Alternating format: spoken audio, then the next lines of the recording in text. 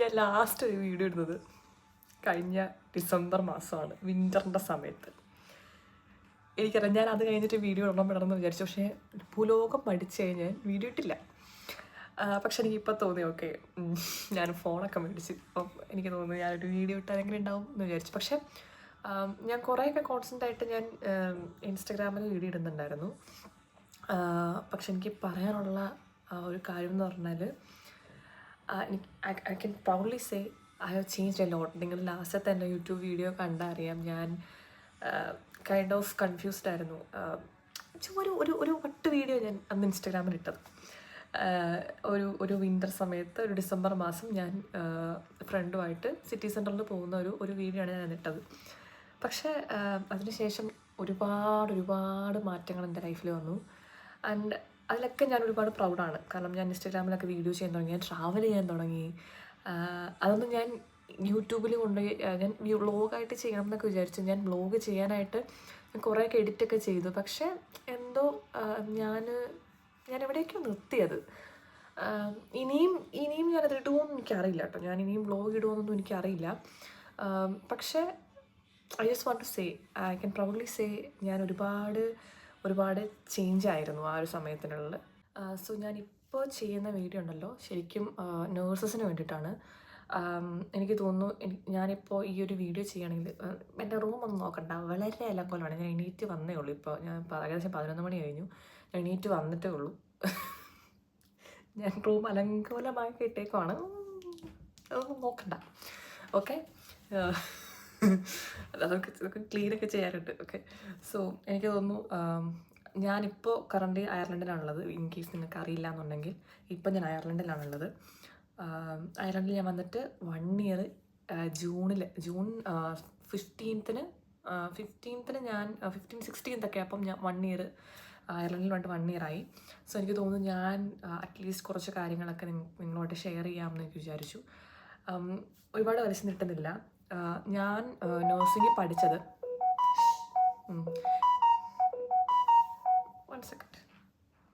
ഞാൻ നഴ്സിംഗ് പഠിച്ചത് കോയമ്പത്തൂരാണ്. Coimbatore nursing doctor MGR medical യൂണിവേഴ്സിറ്റിയിലാണ് ഞാൻ നഴ്സിംഗ് പഠിച്ചത്. നഴ്സിംഗ് ജേർണി ബുദ്ധിമുട്ടായിരുന്നു. പക്ഷേ എന്താ പറയുക, it change me a lot. അതെ, ഒരു നേഴ്സ് ആവണം എന്നുള്ളത് എൻ്റെ അച്ഛൻ്റെ അമ്മയുടെ വലിയ ആഗ്രഹമായിരുന്നു. പിന്നെ ഓട്ടോമാറ്റിക്കായിട്ട് എനിക്കും അതിലേക്ക് ഞാനും വന്നു. കാരണം കൊച്ചിലെ തൊട്ട് എൻ്റെ കസിൻസൊക്കെ നേഴ്സായിരുന്നു.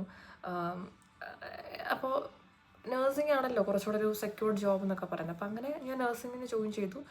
It was too hard. അവിടെ നിന്ന് സർവൈവ് ചെയ്യാൻ ഭയങ്കര ബുദ്ധിമുട്ടായിരുന്നു നേഴ്സിംഗ് കോളേജിൽ. പിന്നെ പഠിച്ചു, അത്യാവശ്യം നല്ല മാർക്കോടെ ഞാൻ പാസ്സായത്. പിന്നെ അതിനുശേഷം ഞാൻ നേഴ്സിംഗ് പാസ്സായതിനു ശേഷം ഉടനെ തന്നെ എനിക്കൊന്നൊരു പിറ്റേ ആഴ്ച മറ്റോ ഞാൻ IELTS ജോയിൻ ചെയ്തു. ഓക്കെ, അപ്പോൾ അന്നൊരു കൺഫ്യൂഷനായിരുന്നു, IELTS വേണോ OET വേണോ എന്നുള്ളത്. അന്നത്തെ വലിയൊരു കൺഫ്യൂഷനായിരുന്നു. അതെന്ന് പറഞ്ഞാൽ എല്ലാവരും എൻ്റെ കൂടെ പഠിച്ച് ഓൾമോസ്റ്റ് എല്ലാ പെൺപിള്ളേരും നേഴ്സിങ്ങിനാണ് പോയത്. കാരണം എന്താണെന്ന് വെച്ചാൽ ആ സമയത്ത് കോവിഡ്, ഞാൻ സെക്കൻഡ് ഇയറിൽ പഠിക്കുമ്പോഴാണ് കോവിഡ് വരുന്നത്. ഞാൻ സെക്കൻഡ് ഇയർ സ്റ്റാർട്ടിങ് ആ സമയത്ത് എങ്ങാണ്ടാണ് കോവിഡ് വരുന്നത്. ഡിസംബറിലാണല്ലോ കോവിഡ് ഇങ്ങനെ വരുന്നത്. അപ്പോൾ ഞാൻ ആ സമയത്ത് സെക്കൻഡ് ഇയറിലാണ്. അപ്പോൾ സെക്കൻഡ് ഇയറിൽ കോവിഡ് വന്നതിന് ശേഷം തേർഡ് ഇയർ ഒക്കെ ആയപ്പോഴത്തേക്കും ഒരു മാസീവ് റിക്രൂട്ട്മെൻറ്റ് UK-ലോട്ടും അയർലൻഡിലോട്ടും മറ്റ് രാജ്യങ്ങളിലോട്ടും മാസീവ് നേഴ്സസ് റിക്രൂട്ട്മെൻറ്റ് ഉണ്ടായിരുന്നു. അങ്ങനെയാണ് ഞാൻ ഓക്കെ ലെറ്റ്സ് ഡു IELTS അങ്ങനെ IELTS ഞാൻ ചൂസ് ചെയ്തത്. IELTS ചൂസ് ചെയ്യാൻ ഒന്നാമത്തെ കാരണം ഞാൻ വിചാരിച്ചു കുറച്ചുകൂടെ ഒരു പെർഫെക്റ്റ് ഇംഗ്ലീഷ് അല്ലെങ്കിൽ ഒരു നേറ്റീവ് ഇംഗ്ലീഷ് ലാംഗ്വേജ് പഠിക്കാൻ പറ്റും എന്നുള്ള രീതിയിലാണ് ഞാൻ IELTS ഫസ്റ്റ് ചൂസ് ചെയ്തത്. രണ്ടാമത്തെ കാര്യം എന്ന് പറഞ്ഞാൽ എനിക്കറിയായിരുന്നു IELTS കുറച്ചുകൂടെ OET വെച്ച് കമ്പയർ ചെയ്യുമ്പോൾ കുറച്ചുകൂടെ ടഫാണ് എന്ന് എനിക്ക് അറിയായിരുന്നു. ഇത് എൻ്റെ അഭിപ്രായം കേട്ടോ. പക്ഷേ ഞാൻ IELTS ചൂസ് ചെയ്തു. പിന്നെ രണ്ടാമത്തെ കാര്യം ഫീസ് കുറവാണ്. കമ്പയറിങ് ടു OET IELTSന് ഫീസ് കുറവാണ്. അപ്പം ഞാൻ അങ്ങനെയാണ് IELTS എടുത്തത്. IELTS ഞാൻ അറിയാമല്ലോ, UK സ്കോർ ഉണ്ട്, Ireland score. UK score overall 7 ആണ്, അയർലൻഡ് സ്കോറും ഓവറോൾ 7 ആണ്. UK സ്കോർ എന്ന് പറയുന്നത് റൈറ്റിങ്ങിന് മാത്രം 6.5 ആണ്. അയർലൻഡ് സ്കോർ എന്ന് പറഞ്ഞത് ഏതെങ്കിലും നോട്ട് റൈറ്റിങ്ങിൽ നിന്ന് ഇല്ല, ഏതെങ്കിലും ഒരു സബ്ജക്റ്റിന് 6.5 ആവാം, ബാക്കി എല്ലാത്തിനും 7 വേണം. അപ്പോൾ അങ്ങനെ ഒരു സ്കോർ. അപ്പം രണ്ടും ഒന്ന് തന്നെ, പ്രത്യേകിച്ച് മാറ്റമൊന്നുമില്ല. ഇത് മറ്റേത് റൈറ്റിങ്ങിന് ആയാലും കുഴപ്പമില്ല എന്നുണ്ട്, ഇത് ഏതെങ്കിലും ആയാലും കുഴപ്പമില്ല എന്നുണ്ട്. പിന്നെ ഓസ്ട്രേലിയ, ന്യൂസിലൻഡ് അങ്ങനെ ഒത്തിരി ഓപ്ഷൻസ് ഉണ്ട്. പക്ഷേ ഞാൻ ഏറ്റവും കൂടുതൽ ഫോക്കസ് ചെയ്തത് UK ആണ്. കാരണം ഞാൻ ഫ്രഷറായിരുന്നു. പിന്നെ എൻ്റെ ഫ്രണ്ട്സും സീനിയേഴ്സൊക്കെ നോർക്ക ത്രൂ UK ഫ്രീ റിക്രൂട്ട്മെൻറ്റിൽ പോയി. അപ്പോൾ അങ്ങനെ വന്നപ്പോൾ UK ആണ് ഞാൻ ഫുൾ ടൈം, എൻ്റെ മനസ്സ് ഫുൾ UK ആണ്. പറഞ്ഞവരാണെങ്കിൽ ഒരുപാട് വട്ടുകൾ കാണിച്ചിട്ടുണ്ട്. അതായത് ഞാൻ ആ സമയത്താണ് ഞാൻ ഇംഗ്ലീഷ് മൂവീസ് കാണാൻ തുടങ്ങുന്നത്. ഇപ്പം ഞാൻ ഈ പറയുന്നതൊക്കെ നിങ്ങൾക്ക് വേണമെങ്കിൽ യൂസ്ഫുൾ ആയിരിക്കും കേട്ടോ. ഞാൻ ഇംഗ്ലീഷ് മൂവീസ് കാണാൻ തുടങ്ങി. എനിക്കതൊന്നും മനസ്സിലായില്ല. ഞാൻ എന്ത് ചെയ്തു, ആദ്യം നെറ്റ്ഫ്ലിക്സ് റീചാർജ് ചെയ്തു. അതിന് മുന്നേ ഞാൻ നെറ്റ്ഫ്ലിക്സ് അല്ലായിരുന്നു, അതിന് മുന്നേ ഞാൻ ടെലഗ്രാമിൽ ഗ്രൂപ്പിലൊക്കെ ജോയിൻ ചെയ്തിട്ട് ഞാൻ ഇംഗ്ലീഷ് മൂവീസ് ഡൗൺലോഡ് ചെയ്യാൻ തുടങ്ങി. എനിക്കത് ആദ്യമായിട്ട് ഞാൻ കണ്ട ഇംഗ്ലീഷ് മൂവി എന്ന് പറഞ്ഞത്, അതായത് പണ്ട് ഞാൻ ലൈഫ് ഓഫ് പൈയും പിന്നെ മറ്റേ ഇതൊക്കെ കണ്ടുണ്ട്, ടൈറ്റാനിക്കും, അങ്ങനത്തെ മെയിൻ ഫേമസ് മൂവീസൊക്കെ ഞാൻ കണ്ടിട്ടുണ്ടെങ്കിലും എനിക്കെന്നെ ഇംഗ്ലീഷ് മൂവീസിനോട് അത്ര ഒബ്സഷൻ ഉണ്ടായിരുന്നില്ല. പക്ഷെ ഞാൻ ഇംഗ്ലീഷ് മൂവീസ് കാണാൻ സ്റ്റാർട്ട് ചെയ്തത് മെയിനായിട്ട് IELTS സ്റ്റാർട്ട് ചെയ്തപ്പോഴാണ്. ഞാൻ സ്റ്റാർട്ട് ചെയ്തത്. പക്ഷെ എനിക്ക് ഇംഗ്ലീഷ് ലാംഗ്വേജിനോട് ഇഷ്ടമുണ്ടായിരുന്നു. എനിക്ക് ഇംഗ്ലീഷ് സ്റ്റോറീസ് ഇഷ്ടമായിരുന്നു. ഞാൻ സ്റ്റോറി ബുക്സ് വായിക്കുമായിരുന്നു. പക്ഷെ അങ്ങനെ കാര്യമായിട്ട് എനിക്ക് ലിറ്ററേച്ചറിന് അങ്ങനെയൊന്നും വലിയ താല്പര്യമൊന്നും ഉണ്ടായിരുന്ന ആളല്ല ഞാൻ. എനിവേ ഞാൻ ഇംഗ്ലീഷ് മൂവീസ് കാണാനും എനിക്ക് വായിക്കാൻ ഇച്ചിരി ബുദ്ധിമുട്ടാണ്. വായിക്കാൻ വെച്ചാൽ എനിക്ക് മലയാളം വായിക്കാൻ ഇഷ്ടമാണ്. ഇംഗ്ലീഷ് ആണെങ്കിൽ കുറച്ച് കുട്ടി സ്റ്റോറീസാണ് എനിക്കിഷ്ടം. കുട്ടി സ്റ്റോറീസ് കാണാനും വായിക്കാനൊക്കെയാണ് എനിക്കിഷ്ടം. ഈ വലിയ ബുക്സ് വായിക്കാൻ എനിക്ക് ഇച്ചിരി മടിയാണ്. പക്ഷെ ഞാൻ വായിച്ചു കഴിഞ്ഞാൽ ഭയങ്കരമായിട്ട് വന്നിട്ട് വായിക്കും, എനിക്ക് ഉണ്ടെങ്കിൽ. അപ്പം ഞാനങ്ങനെ ഇംഗ്ലീഷ് മൂവീസ് കാണാൻ തുടങ്ങി. പതിയെ ഞാനത് എൻ്റെ നെറ്റ് തീരാൻ തുടങ്ങി. ഓക്കെ, ഞാൻ ഈ ടെലഗ്രാമിൽ ഡൗൺലോഡ് ചെയ്ത് ഞാൻ കുറേ സീരീസും കാര്യങ്ങളൊക്കെ ഡൗൺലോഡ് ചെയ്ത് ആദ്യം വെനസ്ഡേ ആണ് കാണുന്നത്, എനിക്ക് തോന്നുന്നത് വെനസ്ഡേ ആണ്. അപ്പോൾ അത് വെനസ്ഡേയിൽ കുറച്ചൊരു കട്ടി ഇംഗ്ലീഷാണ്. അപ്പോൾ അതെനിക്ക് ഇച്ചിരി ബുദ്ധിമുട്ടായിരുന്നു. അപ്പോൾ ഞാനത് സ്ക്രീൻഷോട്ട് എടുത്തിട്ട് ഞാൻ എഴുതുമായിരുന്നു അതിൻ്റെ അർത്ഥങ്ങളൊക്കെ. ഒരു ബുക്ക് എനിക്കുണ്ടായിരുന്നു. അപ്പോൾ ഞാനതെടുത്ത് പുതിയ അർത്ഥങ്ങൾ, അപ്പോൾ ഞാൻ എന്തെങ്കിലും ഡൗട്ട് ഉണ്ടെങ്കിൽ ഞാൻ എൻ്റെ മിസ്സിനോട് പോയി ചോദിക്കും, ഇതിൻ്റെ അർത്ഥം എന്താ എന്നൊക്കെ ഞാൻ അങ്ങനെ പോയി ചോദിക്കും. അപ്പം ഞാനത് കണ്ടിന്യൂസ് ആയിട്ട് കുറേശ്ശെ ഇങ്ങനെ ചെയ്യാൻ തുടങ്ങി. അപ്പോൾ എനിക്ക് നമ്മൾ മൂവി കാണുമ്പോൾ നമുക്ക് അടുത്തത് എന്താണെന്ന് കാണാനുള്ളൊരു ആകാംക്ഷയുണ്ട്. അപ്പോൾ എനിക്ക് ഒറ്റ ദിവസം കൊണ്ടൊക്കെ തീർക്കാൻ തോന്നും. അപ്പോൾ ഞാൻ ഇതിന് ടെലഗ്രാമിൽ നിന്ന് വീണ്ടും ഡൗൺലോഡ് ചെയ്യും. വീണ്ടും ഞാൻ നെറ്റ് റീചാർജ് ചെയ്യും. എനിക്കൊന്ന് ഒരു പ്രാവശ്യം ഞാൻ 4 പ്രാവശ്യം നെറ്റ് റീചാർജ് ചെയ്തിട്ടുണ്ട് ഈ ടെലഗ്രാമിൽ ഡൗൺലോഡ് ചെയ്യാനായിട്ട്. അപ്പം ഞാൻ വിചാരിച്ചു എന്നാൽ പിന്നെ നെറ്റ്ഫ്ലിക്സ് റീചാർജ് ചെയ്യാം. കാരണം നെറ്റ്ഫ്ലിക്സിൽ ഇതുപോലെ കുറേ നല്ല സീരീസുകളും മൂവീസൊക്കെ കിട്ടും. അപ്പോൾ ഞാൻ നെറ്റ്ഫ്ലിക്സ് റീചാർജ് ചെയ്തു. എന്നിട്ട് ഞാൻ കണ്ടിന്യൂസ് മൂവീസ് കാണാൻ തുടങ്ങി. ടെലഗ്രാം വിട്ടു. നെറ്റ്ഫ്ലിക്സിൽ മറ്റേ കുറേ മൂവീസും സീരീസും ഒക്കെ കാണാൻ തുടങ്ങി. അങ്ങനെ ഒബ്സഷനായി. ഈ ഇംഗ്ലീഷ് മൂവീസിനോട് എനിക്ക് ഭയങ്കര ഒബ്സഷനായി. പക്ഷേ അതെനിക്ക് ഒരുപാട് ഉപകാരപ്പെട്ടു. കാരണം ലിസണിങ്ങിനും അതുപോലെ നമ്മുടെ ആദ്യമൊക്കെ ഞാൻ സബ് ടൈറ്റിൽസ് ഇട്ട് കാണുമായിരുന്നു. പതിയെ ഞാൻ സബ് ടൈറ്റിൽസ് ഓഫാക്കാൻ തുടങ്ങി. ഓഫാക്കിയിട്ട് എനിക്ക് മനസ്സിലാവാത്ത സംഭവം മാത്രം ഞാൻ വീണ്ടും ഓൺ ചെയ്തിട്ട് കണ്ടു. അപ്പോൾ എനിക്ക് മനസ്സിലായി, ഓക്കെ, പതിയെ ഞാൻ ലേൺ ചെയ്ത് തുടങ്ങിയെന്ന് എനിക്ക് കുറേയൊക്കെ മനസ്സിലായി. പക്ഷേ ഞാൻ IELTSൻ്റെ എക്സാം എഴുതിയപ്പം എനിക്ക് റിസൾട്ട് വന്നപ്പം ഓവറോൾ 7 ഉണ്ടായിരുന്നു. നഴ്സിങ്ങിന് ഓവറോൾ 7 മതി. പക്ഷേ എനിക്ക് ഇൻഡിവിജ്വൽ സ്കോർ വന്നപ്പം എനിക്ക് സ്പീക്കിങ്ങിന് 6 ആയിപ്പോയി. അങ്ങനെ ഞാൻ വീണ്ടും എക്സാം എഴുതി. സ്പീക്കിങ്ങിന് 6 എന്ന് പറയുമ്പോൾ ആ സമയത്ത് എനിക്ക് റൈറ്റിങ്ങിന് 7ഉം റീഡിങ്ങിന് എനിക്ക് തോന്നുന്നു 7 മറ്റുണ്ടായിരുന്നു. അതുപോലെ എനിക്കൊന്നു ലിസണിങ്ങിന് 7.5 ഉണ്ടായിരുന്നു ഫസ്റ്റ്. അങ്ങനെ നല്ല സ്കോറ്, ബാക്കി എല്ലാത്തിനും നല്ല സ്കോറും. ഈ സ്പീക്കിങ്ങിന് 6 ആയിപ്പോയി. നെക്സ്റ്റ് ടൈം ഞാൻ എഴുതിയപ്പം സ്പീക്കിങ്ങിന് 7 കിട്ടി, റീഡിങ്ങിന് 6 ആയിപ്പോയി. അങ്ങനെ എനിക്ക് ഭയങ്കര സങ്കടമായി. കാരണം എനിക്കങ്ങോട്ട് വല്ലാണ്ടായിപ്പോയി. കാരണം എൻ്റെ ഫ്രണ്ട്സൊക്കെ പോയി. And I was so happy for them. കാരണം അവരെന്നെ നന്നായിട്ട് സപ്പോർട്ട് ചെയ്യുന്നുണ്ടായിരുന്നു. കാരണം എനിക്ക് നീ ഇത് ചെയ്ത് ഇങ്ങനെ പഠിച്ച് നോക്കിയാൽ മതി, ഇങ്ങനെ ചെയ്ത് നോക്കിയാൽ മതി, ഇന്നത് വായിക്ക്, അങ്ങനെയൊക്കെ പറഞ്ഞ് എനിക്ക് നന്നായിട്ട് സപ്പോർട്ട് ചെയ്യുമായിരുന്നു അവർ.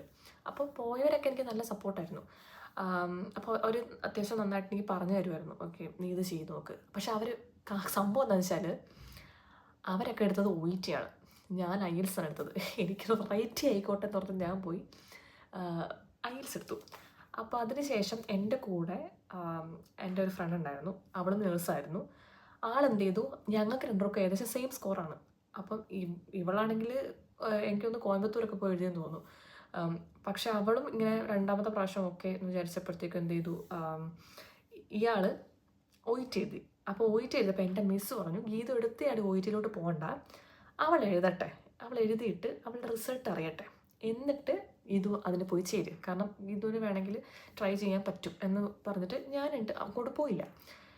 ആൻഡ് അതിനുശേഷം അവൾ ഞങ്ങൾക്ക് മെസ്സേജ് അയച്ചു, അവൾക്ക് OET കിട്ടിയെന്ന് പറഞ്ഞിട്ട് മെസ്സേജ് ചെയ്തു. അപ്പോൾ എൻ്റെ അടുത്ത് മിസ്സ് പറഞ്ഞു, ഓക്കെ നിനക്ക് നീ ട്രൈ ചെയ്തോ, OET ട്രൈ ചെയ്തു എന്ന് പറഞ്ഞു. അങ്ങനെ ഞാൻ എന്ത് ചെയ്തു, ഞാൻ നേരെ OET ട്രൈ ചെയ്യാൻ പോയി. ഇപ്പോൾ ഇവൾ പഠിച്ച അതേ സ്ഥലത്ത് ഇവൾ എനിക്ക് കുറേ കാര്യങ്ങൾ പറഞ്ഞു തന്നു. ലൈക്ക് ഞാനിപ്പോൾ ഒരു ഫേമസ് ഇൻസ്റ്റിറ്റ്യൂട്ടിലൊന്നും അല്ല പോയി OET പഠിച്ചത്. ലൈക്ക് ഞങ്ങളുടെ അടുത്തുള്ള എന്നാൽ കുഴപ്പമില്ലാത്ത അത്യാവശ്യം പിള്ളേരൊക്കെയുള്ള ഈ പറഞ്ഞ വലിയ വലിയ ഫേമസ് ഇൻസ്റ്റിറ്റ്യൂട്ടുകളില്ലേ, അങ്ങനെയുള്ള ഇൻസ്റ്റിറ്റ്യൂട്ടില്ല. അത്യാവശ്യം പഠിക്കാൻ എൻ്റെ അടുത്ത് ഇവിടെ പ്രത്യേകം പറഞ്ഞു, പഠിക്കാൻ നല്ല അറ്റ്മോസ്ഫിയർ ഉണ്ടാവും, നമുക്ക് ഇൻഡിവിജ്വൽ അറ്റൻഷൻ കിട്ടും എന്ന് പറഞ്ഞിട്ട് ഞാൻ OET പഠിക്കാൻ പോയി. അങ്ങനെ എനിക്ക് OET കിട്ടി. ഓക്കെ, ഞാൻ ഇതിനിടയ്ക്ക് ഒത്തിരി കഥകളുണ്ട്. നിങ്ങൾക്കറിയോ, ഞാൻ OETയുടെ ക്ലാസ് ഇരിക്കുമ്പോൾ ഞാനാണെങ്കിൽ ഇത് നമ്മുടെ UK സ്കോട്ട്ലൻഡില്ലേ, സ്കോട്ട്ലൻഡ് എൻ്റെ ഏറ്റവും ഇഷ്ടപ്പെട്ട സ്ഥലമാണ്. എനിക്ക് പോകാൻ വളരെ ഇഷ്ടമുള്ള സ്ഥലമാണ് സ്കോട്ട്ലൻഡ്. കാരണം ഞാൻ ഈ സംഭവം എൻ്റെ മനസ്സ് മുഴുവൻ UK ആയതുകൊണ്ട് എൻ്റെ ഇൻസ്റ്റാഗ്രാം ഫീഡിലൊക്കെ UK ആണ്. പിന്നെ ഞാനൊരു വട്ട് ചെയ്യുമായിരുന്നു, ഈ പുറത്തുള്ള ഫ്രണ്ട്സിൻ്റെയും പുറത്തുള്ള ആൾക്കാരെയൊക്കെ ഞാൻ ഫോളോ ചെയ്യുമായിരുന്നു ഇൻസ്റ്റാഗ്രാമിൽ. എന്നിട്ട് ഞാൻ അവരുടെയൊക്കെ സ്റ്റോറീസും പോസ്റ്റൊക്കെ സ്ക്രീൻഷോട്ട് എടുത്ത് വയ്ക്കുമായിരുന്നു. എന്നിട്ട് ഞാൻ ഇടയ്ക്കിടയ്ക്ക് കാണുമായിരുന്നു. എന്താണെന്ന് എനിക്കറിയില്ല, എനിക്ക് ഭയങ്കര റെസ്പെക്റ്റ് ആയിരുന്നു, എനിക്ക് ഭയങ്കര പ്രാന്തായിരുന്നു. എനിക്ക് പോകണം. ഞാൻ നാട്ടിൽ വർക്ക് ചെയ്യില്ലാന്ന് എനിക്ക് ഉറപ്പായിരുന്നു. എനിക്ക് ഭയങ്കര നിർബന്ധമുണ്ടായിരുന്നു, എനിക്ക് നാട്ടിൽ വർക്ക് ചെയ്യണ്ട, എനിക്ക് പുറത്ത് പോയാൽ മതി, എനിക്ക് പുറത്ത് ജീവിച്ചാൽ മതി, എന്നാലേ രക്ഷപ്പെടുള്ളൂ, എന്നാലേ കാര്യമുള്ളൂ എന്ന് എൻ്റെ മനസ്സിൽ ഇങ്ങനെ ഫീഡായിപ്പോയി. എനിക്കറിയാം, ഞാൻ ആരോട് ഞാനിങ്ങനെ ചെയ്ത വട്ടുകളൊന്നും ഞാൻ ആരോടും പറഞ്ഞിട്ടില്ല കേട്ടോ. ഞാൻ സ്ക്രീൻഷോട്ട് എടുത്ത് വയ്ക്കുമായിരുന്നു, ഞാൻ അവരുടെ സ്റ്റോറി സ്ക്രീൻഷോട്ട് ചെയ്യുമായിരുന്നു, ഞാൻ അവരെയൊക്കെ ഫോളോ ചെയ്യുമായിരുന്നു, പുറത്തുള്ള ആൾക്കാരെ ഞാൻ ഫോളോ ചെയ്യുമായിരുന്നു, പുറത്തുള്ള ഇൻഫ്ലുവൻസേഴ്സിനെ ഞാൻ ഫോളോ ചെയ്യുമായിരുന്നു, അവരുടെ യൂട്യൂബ് ചാനൽ ഫുൾ ടൈം ഇരുന്ന് കാണുമായിരുന്നു.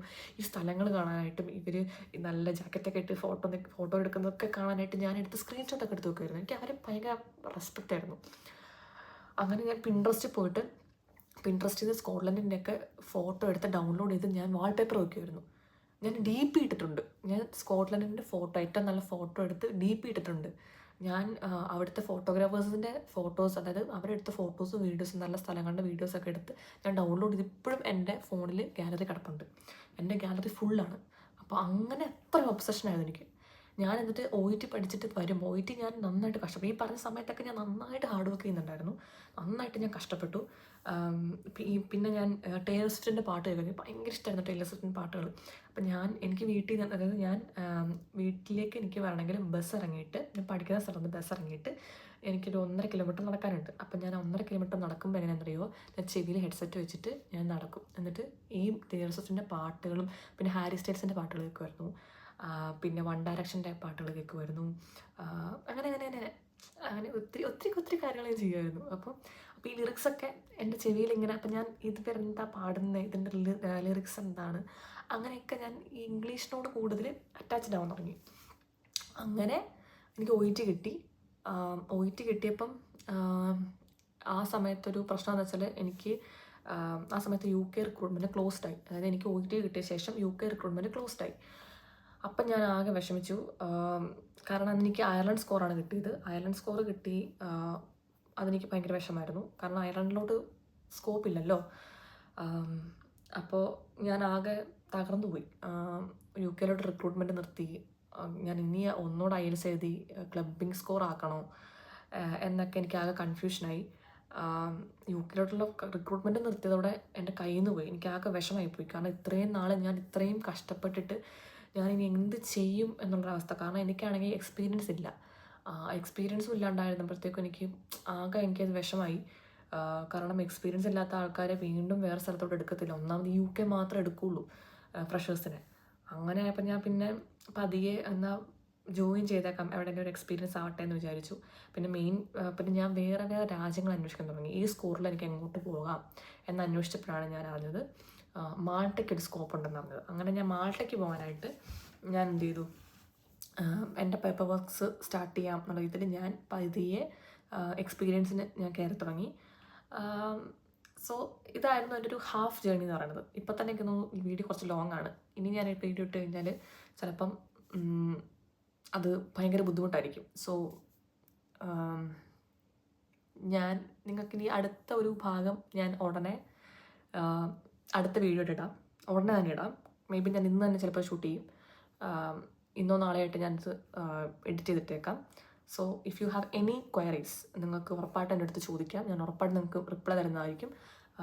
ഈവൻ നിങ്ങൾക്ക് യൂട്യൂബിലൂടെ നിങ്ങൾക്ക് കിട്ടില്ല എന്നുണ്ടെങ്കിൽ, അല്ലെങ്കിൽ ഇന്നത്തെ വീഡിയോയിൽ നിങ്ങൾക്ക് അത് കമൻ്റ് ആയിട്ടോ എന്തെങ്കിലും ഇടാൻ പറ്റും.